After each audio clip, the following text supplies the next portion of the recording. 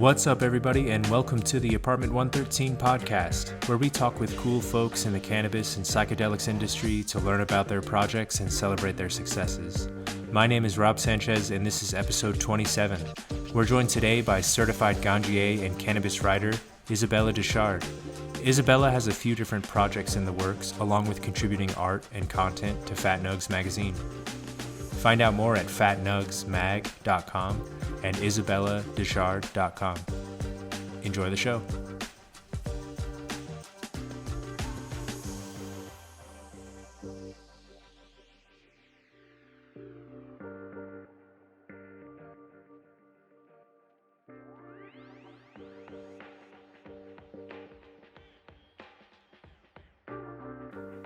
Isabella, welcome.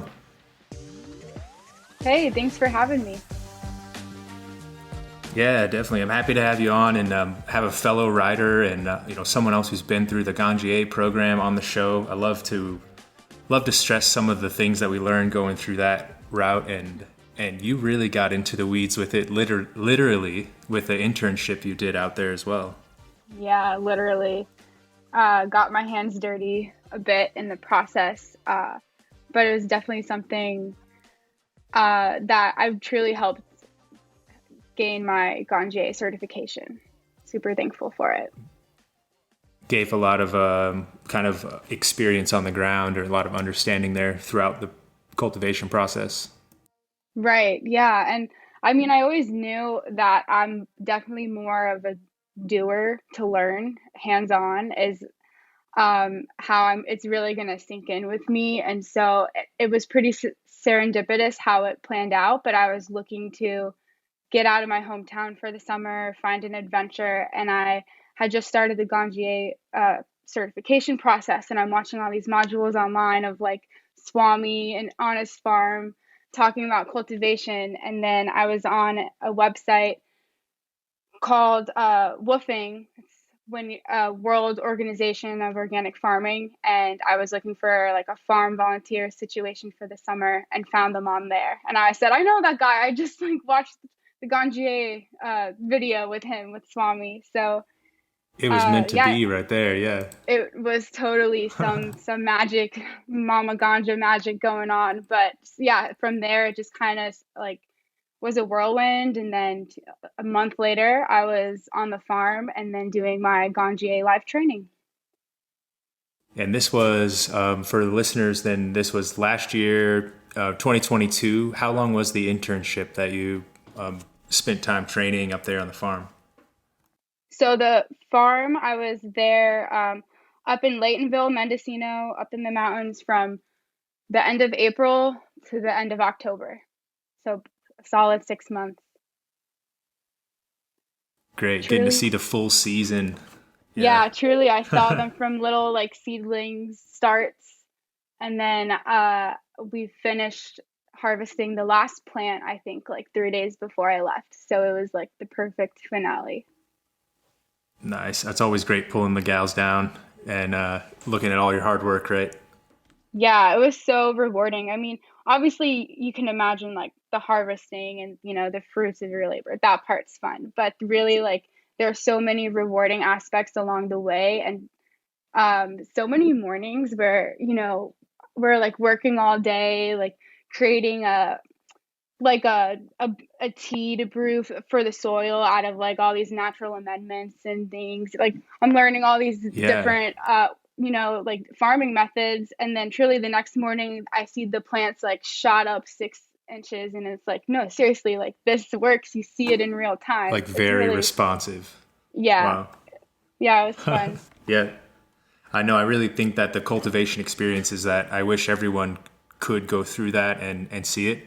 A little bit harder to do maybe than it could be, but with home grow, you're never too far away from getting a plant grown, especially as some states have added more laws around recreational home growing and things like that. You don't have to be as stealthy maybe as you used to. Yeah, you're not like, you don't have to hide it like they did in the Emerald in your Triangle. computer box or something, right? Or you're way out in the forest schlepping bags of mulch out with you. Yeah. But that's a really good point, because it's so rewarding in your own way to grow, and it doesn't have to obviously be this huge like off the grid on top of a mountain experience to learn how to grow cannabis. That is a wonderful experience, of course, but it could just be in your extra bathroom or, Yeah. garage. Yeah, or your little outside your window or deck. I don't know, it's different everywhere. And I was just telling someone the other day that the I haven't really grown a lot. I mean, the experience I had on Swami's farm was by far like the most extensive and extreme growing experience that I will always be thankful for. But I remember like in 2020 during COVID buying some seeds offline from somewhere kind of sketchy and like just throwing them in a pot. And it was even that was so much fun. And just at the same time, I was smoking a lot of weed because it was COVID and nothing to do. But also going online and learning like what cycle or what stage was my plant in and was it going to start flowering and what's the Oh, curing nice. process like. Yeah, so it was kind of fun Kind of to using kind of that as your guide or learning as it changed. Because yeah, yeah. the plants, cannabis is called weed for a reason. I mean, it'll grow under some pretty diverse conditions, Yeah, pretty rough no matter conditions. It may what. not grow perfectly, but you'll get that full experience. Yeah, but that's why it's cool. There's so many different ways to grow, and as a result, so many different types of weed.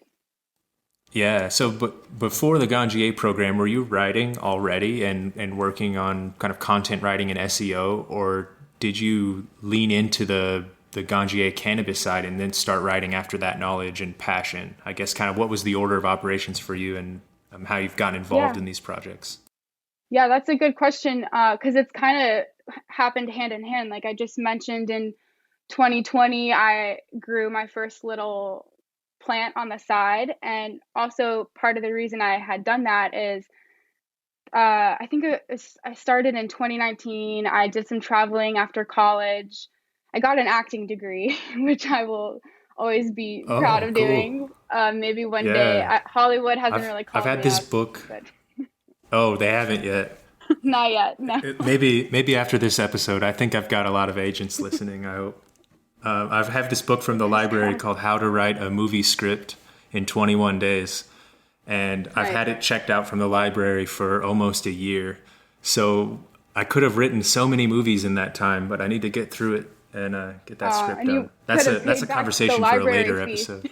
Yeah. Yeah, exactly. Well, it's good to know. Well, maybe, yeah, toss me the book before you return it, though. That's good to know. I don't know. Exactly. So you came through I, acting and yeah. So after school, I was trying to figure out what to do, like most of us do, and I had found a super random job, I think on Upwork, and they needed someone to be a ghost writer to write about grown cannabis at home. And I knew nothing interesting. about it, Okay. but I knew that I liked to smoke weed, and I knew I had this relationship personally with the plant. Yeah. So I signed up, I got this gig, and before you know it, I'm writing under someone like an alias name about how to grow weed. And I'm truly getting all my information online. And that's when I started to find like seed banks and think like, I have the time. I'm sitting at home. I'm gonna learn it myself. So that kind of happened at the Actually same try. time. Yeah. Yeah. Cool. Okay. But even then, like they gave me a list of like 10 keywords and said this was SEO, and they were like, use these words and what you're writing. And so Yeah. that's where How it do you started. find that writing? Do you like writing to an SEO template or having to use certain words? Do you find that skill, does it come easy to you, I guess, or do you have to go back and plug in the keywords? Yeah, I think it's gotten easier. It's easy for me now because I've done it enough times to find like my Uh, rhythm and know how to make it like that kind of natural. voice. Right. Yeah. Yes, And I that's what I think kind of struggle with, I think. yeah. And people get intimidated, like it has to be like said or mentioned a specific way. But I mean, there's so many different ways to write and communicate whatever the message is you're trying to communicate. And I think that's what I like writing about in general, but specifically with cannabis, a lot of the subject matter was more like how to's or like, yeah, like how to roll a Guides joint. and What is docs. dabbing? Yeah. And that was fun too, because it helped me like learn how to explain like stuff that could be super complex, but in a super digestible way for people. And Right, so, right. There's one theory or kind of way looking at writing is that writing about something is like a way to actually learn about it, to show yourself what you know. Because to be able to write it, you know you've got to take it into to all of your other experiences and put it back out into the context. So it's a good way to both like learn something deeper and teach others. It's always yeah. a really cool thing there when you start writing an article, and by the end of it, it's like, oh man, I actually learned something writing this. Yeah, and you still do, but that is the best part about it. But I think Did you where do the any other kind of Ganjier, writing before?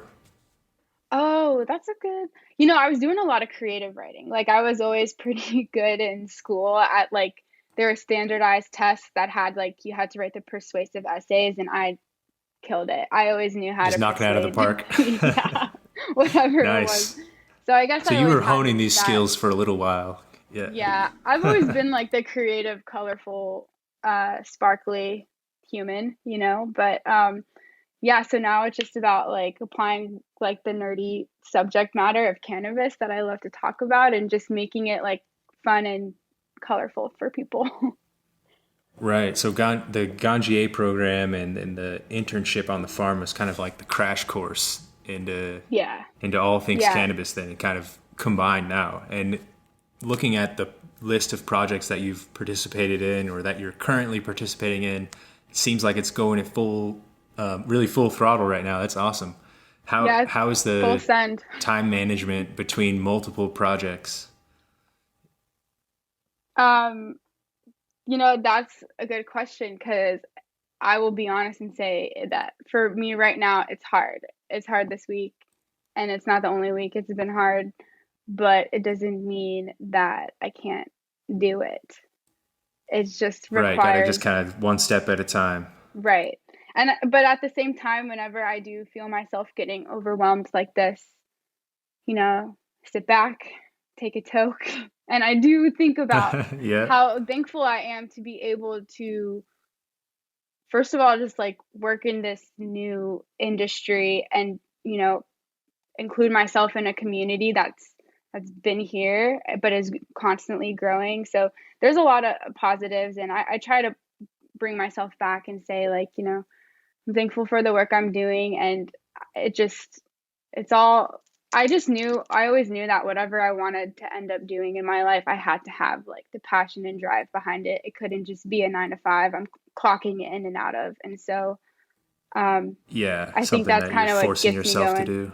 Yeah, exactly. That's awesome. Yeah. I think that running multiple projects and products is what I love to do. I think I'm more comfortable being stressed across multiple projects than I am with a lot of free time. So it's kind of a Same. weird problem to have, but I still get overwhelmed there. And kind of the way I've been doing that lately is when it gets to be too much, try to write down like, okay, what am I actually going to do to just like this afternoon? And Yeah. like I'll just accomplish that and worry about the rest tomorrow. But Yeah. it's a No, work in that's the progress best there, I way. think. Yeah.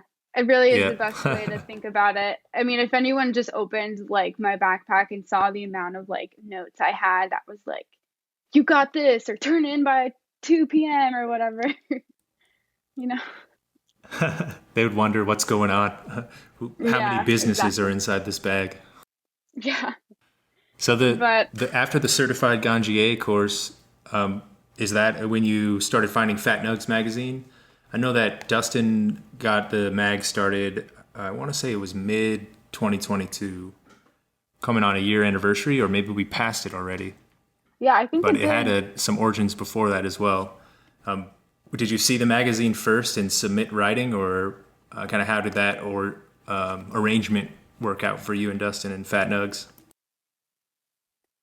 Yeah, that worked out. I want to say maybe around 6 months ago. I had seen a lot of traction and just noticed the the brand and the publication from LinkedIn. I think like many people.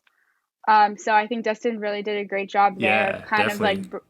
yeah, birthing it on the one like social media platform that wouldn't take it down.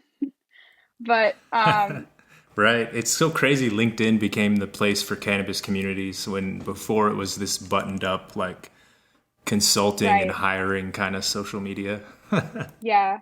I know. I always joke too, because like I never thought I would be one to have a LinkedIn, but it is a very good source and it's a strong community base on there. So, Yeah, but if so 5 years ago someone's like, "Do you have a LinkedIn?" It would have been a surprise. yeah, like no way, dude. Yeah, they'd be like, Twitter's where I it's had a at. very I had a very business oriented one for many, many years. It's been great to be able to open that and find the cannabis community. Yeah, I agree. So that's definitely how I saw Fat Nug. So I just remember reaching out. We would, touch base here and there, Dustin and I, and then I really wanted to get more involved uh, in the community by attending events. I had obviously had a great time in California and had attended like the Harvest Ball out there and some farmers markets in Northern California. And I wanted to be a voice for small farmers and brands that were, putting on these activities and getting the community together, but not really having anyone or where to showcase it. So I brought that to Dustin and the team to be like, hey, I've heard, there's some things going on. If you want someone to cover or write about these events, I'm happy to do so. I also really love to Okay, travel. nice. Yeah. So I, Kind of I another thought I good had match made. Yeah, so I'm like, okay, I know what I love to do, like it's writing, cannabis, and traveling. So I'm always down to like make all three happen. So yeah, so I started attending some conventions locally. I was in Florida at the time, and then I was out west for a little bit.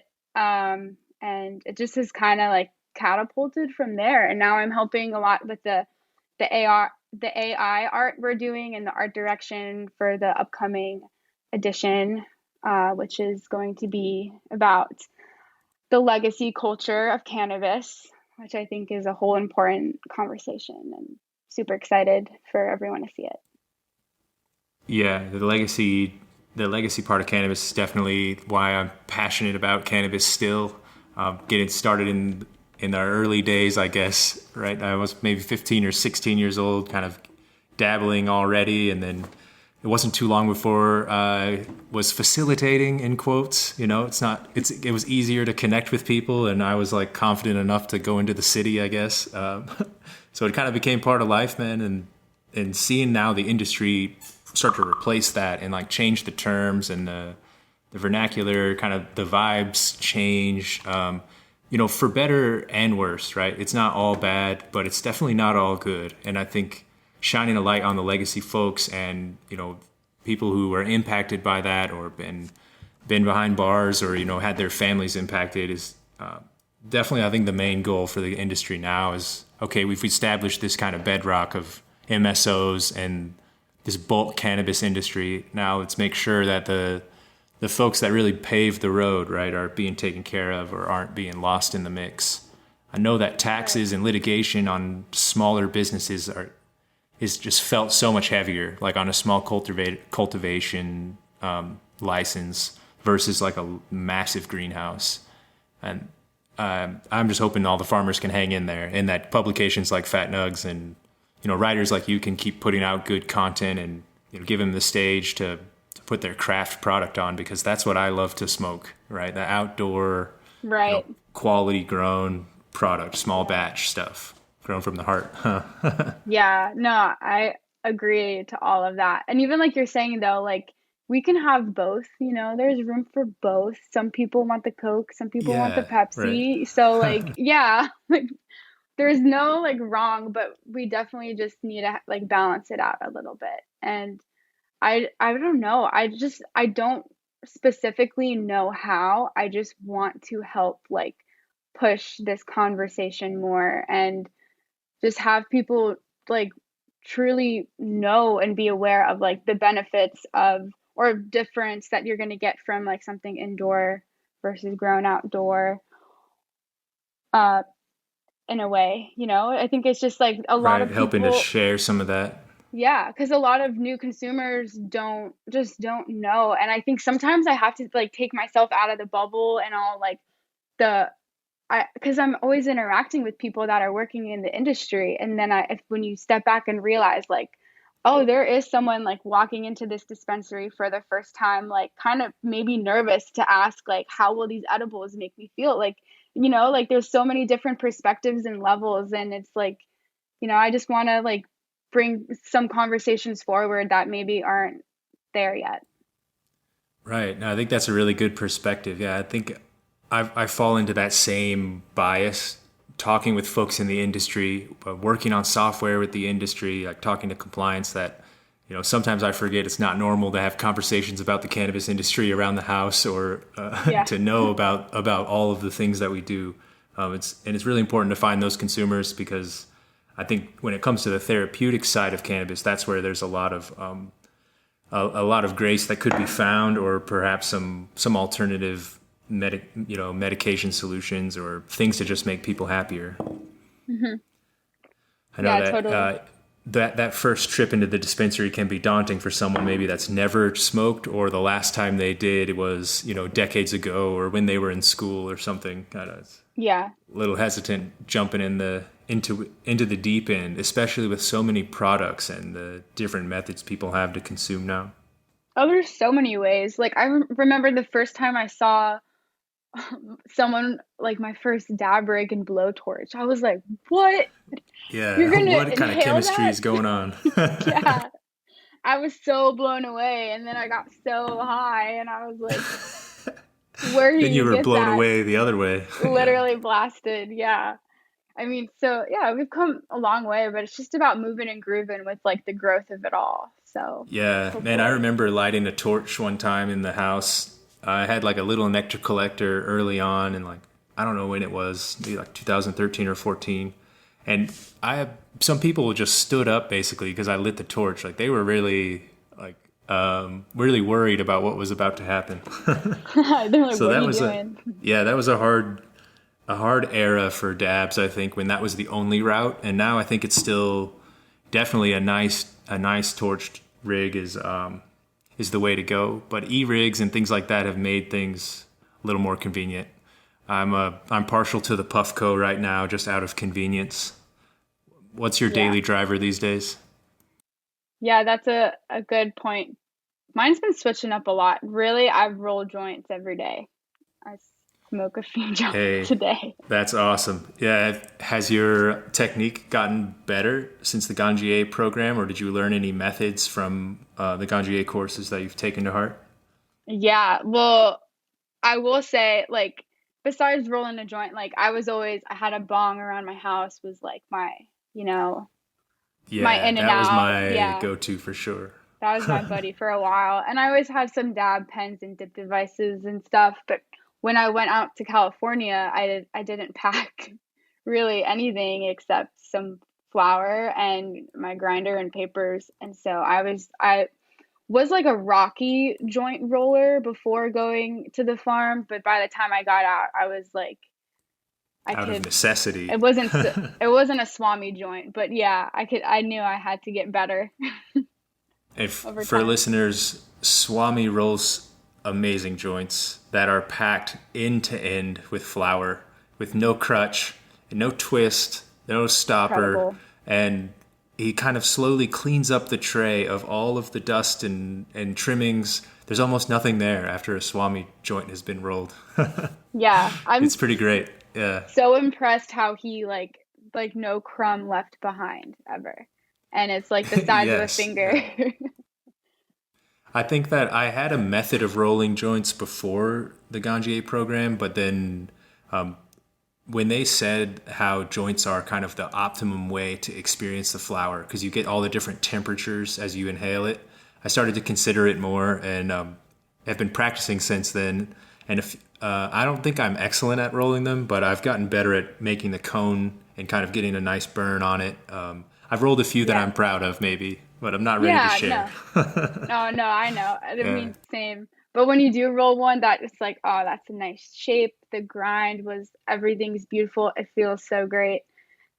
So happy you said that. Yeah. Every once in a while, I'm Yeah. just like standing in the kitchen and I like look at it like, man, this one's great. I need to show it to someone. Yeah. And, I'll And show no my one's wife or there. something and she's like, oh, that's fine. Like, you don't, it's just very clean. Look at the crutch. Like, Yeah. okay. So I have a question for you because I saw your product review on the flour mill grinder, right? And I was Yes. Yep. wondering if you still stand with the same opinion and like what do you I don't know. I got one last year and I have some thoughts, but I want to know what you Yeah. I think. think that it's, it's a little bit difficult to clean compared to a standard grinder. So when I'm like on the fly or I just need something quick, still the Hmm. sharp stone is coming out. The flour mill is definitely nice though. I need to try a bowl ground from each grinder sober and try to see if there's any difference in the trichome heads or really in what's being kind of sold around the flour mill. The idea is that it's Hmm. less, right? It's tampering with the flour less. But sometimes with the flour mill, I squish the hell out of those buds. Same. And Yeah, they're I flat. I don't think that would have happened in a normal grinder. So it's kind I agree. I think a little bit. I want to do some more research, some more user Yeah. research. I mean, a But I lot of like the feel of it R&D. so much, man. It feels quality. Yeah, it does. I mean, because I think that there you can get some real good fluffy like flour from it, but it depends because any like sun grown or like stuff I've tried in the flour mill, it just doesn't something about it. If it's But then I was very oily, yeah, and it doesn't like it's not a very fine like grind, you know? But I was out right? in Denver for a few months, and the weed out there is obviously like pretty different and indoor. But I will say I had some good shit, and but that was a It lot milled better a in the little flour nicer. mill. Yeah, totally. So it's kind of like you need to. It's a little more contextual, yeah. And especially if you had a drier flour. Obviously, that's not preferable, but in Vegas, a lot of flour is drier. That's gonna mill really quickly and well. But Yeah, that's yeah, true. some juicy stuff is hard. I think for the juicy buds, it's still the way to do it's with like little scissors or your hands. Yeah, that's fun. I mean, I was learning a little bit of trimming too, which is fun. But Spend some yeah, time with the tray and the the scissors, huh? trim, yeah, Yeah, there's all like parts. unlimited. Right, it's so funny to sit there with trimmers and just bullshit all day, just doing your thing, sitting over your bin. Yeah, I can like so see it now how it must have been like in the 90s, 80s, 70s. You just like gather everyone together and you're trimming all day, hiding Yeah, in the all the woods. buddies coming over. Yep, have a little Yeah, barbecue and work down 30 pounds. yeah. But it's cool. And I think even that just shows like the community aspect of everyone's there to do one thing. And that goes all the way back to like ancient times too, you know? Right. Yeah, I think that was a cool thing in the Ganjier program, looking at the cannabis history and pulling together some of the anecdotes and kind of stories of cannabis consumption or just use of the cannabis plants throughout time. Yeah. So much, so much there that I think we just like choose to look past for a very long time because of the legalization and the stigma. But then when you look back, it's surprising to see, oh, like every culture or every era has used it to some degree. Yeah, exactly. But it's just crazy that that was just never really understood or portrayed. I just like I don't know where it all went wrong and different, but there's a long, long history. And I think that's also goes back into the conversation of like what we more people need to realize, you know. Right, kind of consumer education. It's a battle. Yeah. But some consumers aren't really smoking to learn. It's hard to say like, "Wait, Yeah. man, before you light up, let me teach you this." But it is kind of like what I'm trying to say, I guess. Like Yeah, the I maybe know, it's but like, you don't "Okay, want to put it smoke for a few months and then let's talk," right? yeah. Like build your relationship. No, I know. It's like overwhelming. It can be overwhelming for people. And obviously it's just we like to talk about it. So it's on our mind and it's different. Right, just nerding out about it. And if I guess if someone really comes with no information, you have to just find that filter and kind of like you said, kind of step out of your normal position and in the cannabis space and kind of help them bridge the gap. Yeah. Find a gummy that's gonna get the job done or understand maybe their intention and things like that. Yeah, exactly.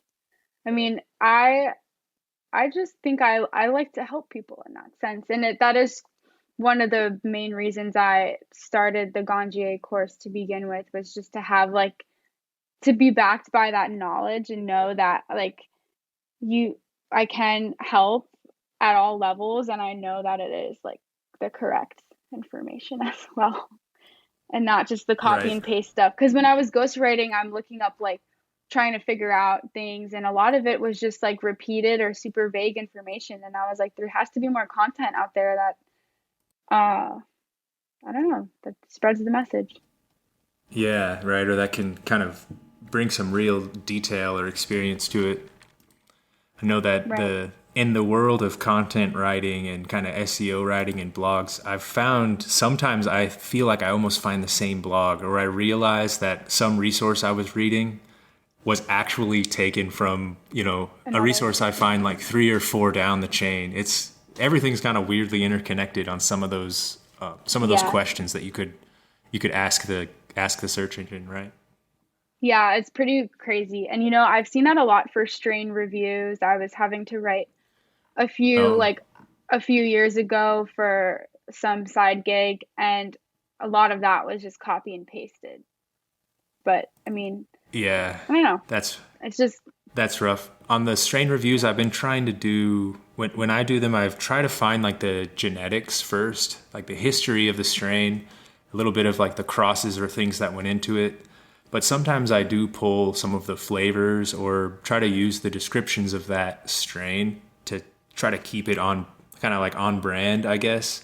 But I am mhm. careful to not, I try not to use something that I don't find in the flower. Because sometimes you read those descriptions and with the product or the sample you have, it's just like, it's not happening.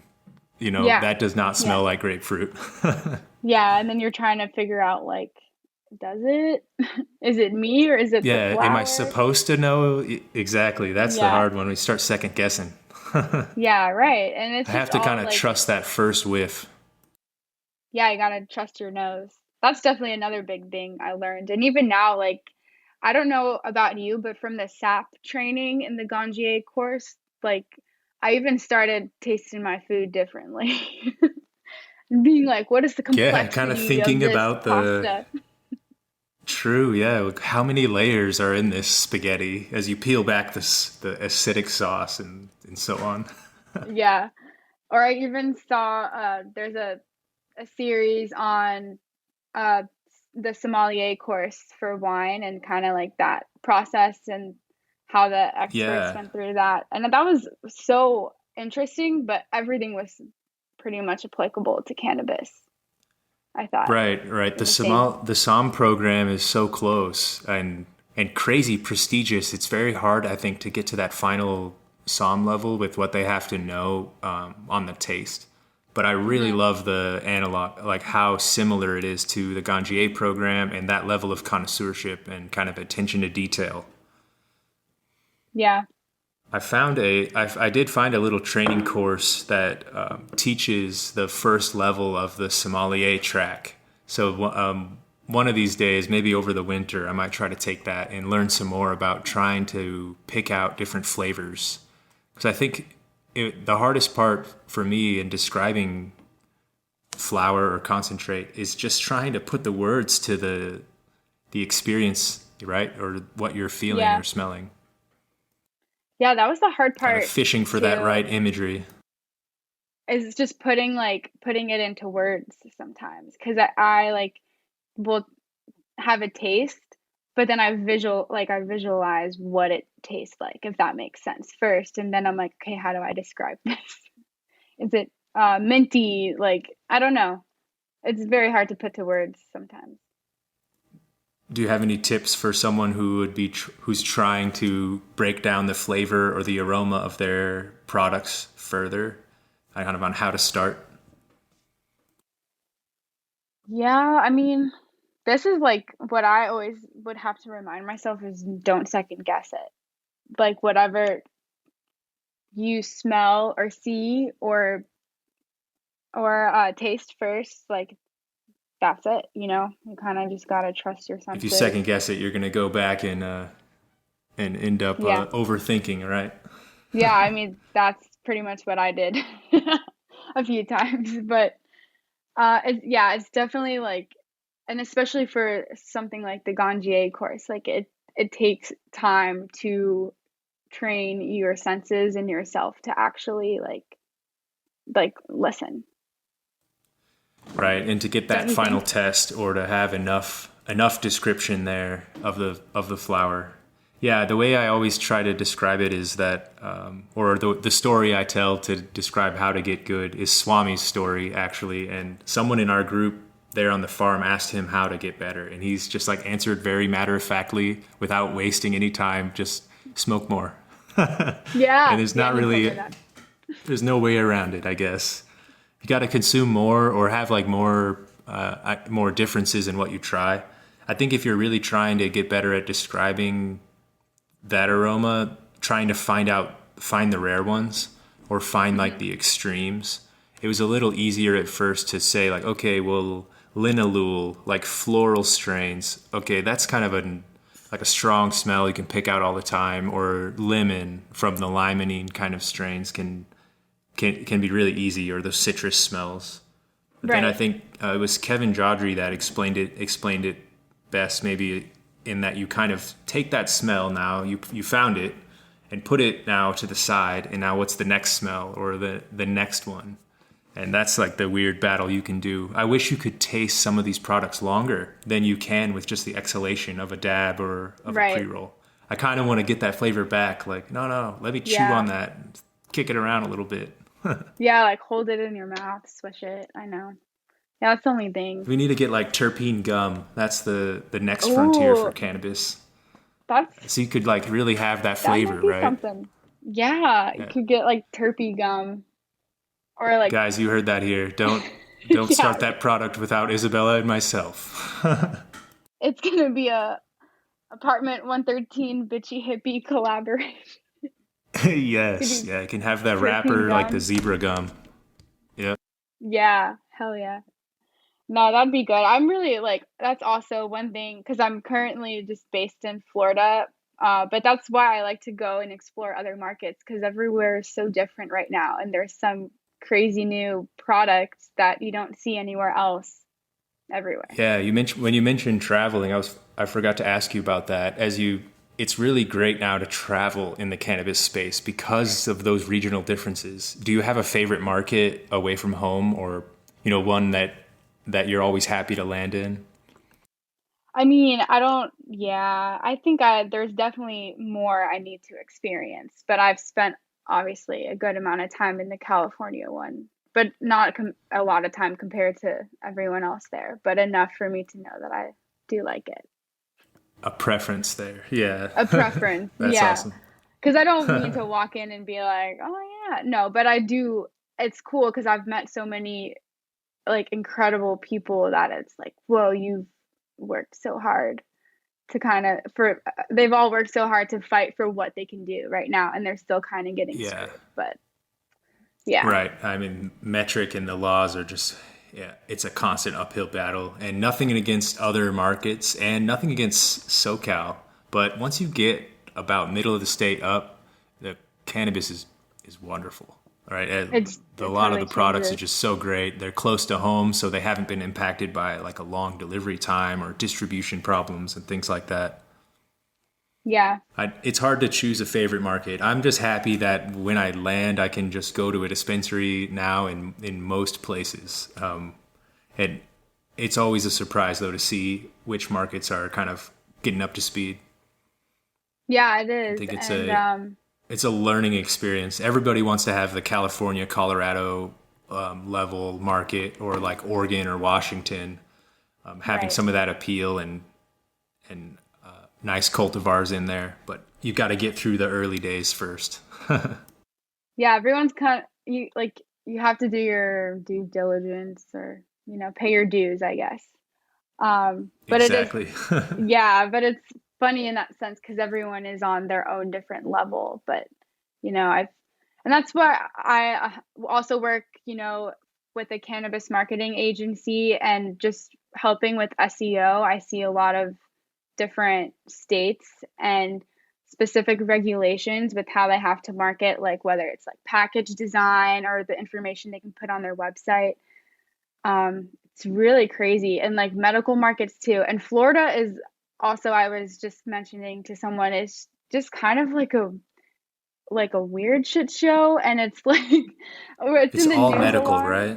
It's all medical, but there's a lot of talk right now because there's a huge petition that or proposal for recreational cannabis to be legalized in Florida and to put that on the upcoming ballot. And That could be huge. Yeah, that would be the crazy. campaign is called Smart and Safe, I believe. And they got enough signatures.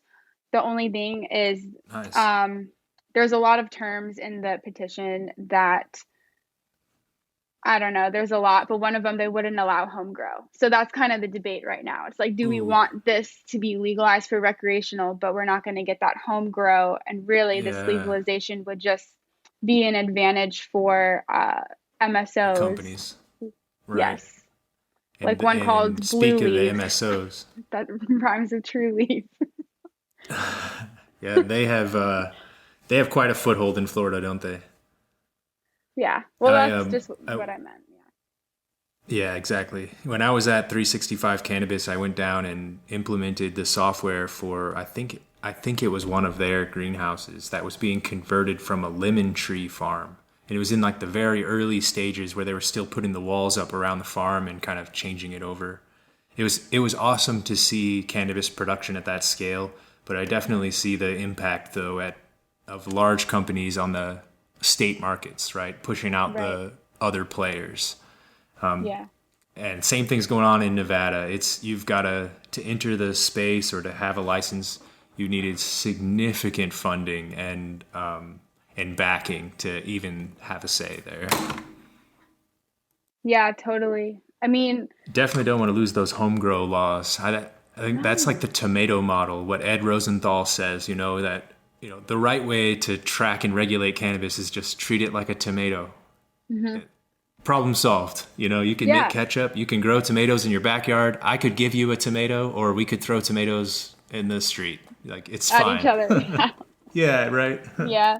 No, I agree. So that's what's just been tough because it's obviously with like what I've been able to experience too. I want to promote and have a space to have homegrown cannabis. So I don't know what's going to come of it. And I've seen a lot of like in Florida specifically, it's gotten a lot more lax because all these larger MSOs are coming in. And I was at Canadelic in St. Pete last weekend, and I was still surprised at like a cannabis psychedelic convention like that. I was smoking joints outside, you know? Yeah. So it was actually surprising then to see that in Florida still. Yeah. And then a huge cannabis event being put on in a place where it's medical. So it's That kind as of like, well, right? yeah. And at the same time, I'm thinking like, okay, but this event's happening, but I know like there's still, people incarcerated right now or like getting those It's such a effects. weird it's such a weird line to walk when you're It's so standing weird. outside in a smoking circle in Hmm. an illegal state with folks. Yeah, Yeah. it's a weird era we're in right now, and hopefully it doesn't last too long as states try to pull things together. But man, as soon as you introduce state politics, we are just moving at their timeline. But Yeah. that being said, though, cannabis has evolved rapidly. It's crazy. I think I'm thankful to be in an industry that changes so much. It makes other industries feel not boring, but just like stagnant. Like, oh, it's always this way. There's no changing regulations Yeah. or constant changing license obligations and other concerns. Yeah, totally. Yeah, I just always knew I needed something that was more than just a job or just like a stale industry. So I am very lucky every day that we get to do this. And you mentioned that you were a fan of the bong for a while. That was my go-to all the way through like college and through like many of the last years until I kind of got into concentrates deeper and stopped smoking it. Have you gone back and taken a bong rip now after not smoking a bong consistently? Because I did, and man, I gotta say, it did not taste wonderful. Not that great. Yeah, no. I'm like, no, I have mine packed up in storage, and I was thinking the other day, should I get it out? So maybe Dust it my off. answer. Yeah, but I know like nothing is the same as a joint, but I think I just liked the quickness of a bong. But now it's more of like a Yeah. ritual, preparing, like rolling and stuff. Right. There was a little bit of that ritual with the bong when you get the ice, if you had ice Yeah. catchers or anything like that, but it was definitely more of a convenience thing. I just thought it was really funny when I tried it and it was actually like, oh wow. Like, and I was acting like really pretentious, like, oh, I need to roll a joint again or take a dab instead. Did you cough a lot? Because that hurts Yeah, sometimes. I was just like, what the heck, man? And I used to have like lungs of steel on that thing. Yeah, I So know. if you step away, you'll lose it. That's probably good though. That's the lungs healing, right? That's the goodness. Yeah. Yeah, I think so too. Sometimes I feel that way with dabs though, where it's like I can feel my lungs asking for a break. Right. Time to Yeah. moderate for a little bit or smoke something lighter. Yeah. Take an edible. Exactly, yeah. I've been experimenting with some tincture lately that I'm having like mixed results because I think that my like ingestion, if I eat anything, it's like very odd. It depends on what I ate before or like how hungry I am and things like that. But when it comes on right, I'm enjoying the tincture a lot because it feels like you're just going about your normal day, having a cup of coffee or things like that. But it seems a little unpredictable. Sometimes it's really heavy, other times it's not really there. Oh, that's weird. It's just Yes, about the the dose all the or the time biochemistry of day. stuff and the right, yeah, time of day even as well. Yeah. Awesome, Isabella. Well, where can our listeners find out more about you and connect with your projects? It's been great to talk with you on the show. Yeah, you can always check out what's new and happening on my LinkedIn, Isabella Dechard. I'm part of fatnugsmag.com. Stay tuned for the latest Legacy edition coming out in August. My website, isabelladechard.com, also has some of my bitchy hippie graphic design services and writing portfolio pieces. But Rob, thank you for this time because obviously I love to talk about cannabis and it's always nice to dish it out with another Ganjier. So thank you for the time. Yeah, happy to give you the stage there and talk shop. We'll get that terpy gum in the works in the meantime. Yeah, right.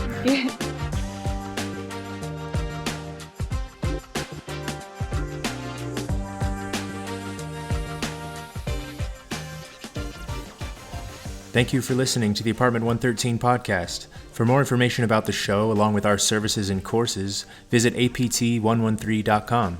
We offer cannabis software product management, cannabis education courses, and freelance writing. With over a decade of experience in the cannabis industry, Apartment 113 is here to help.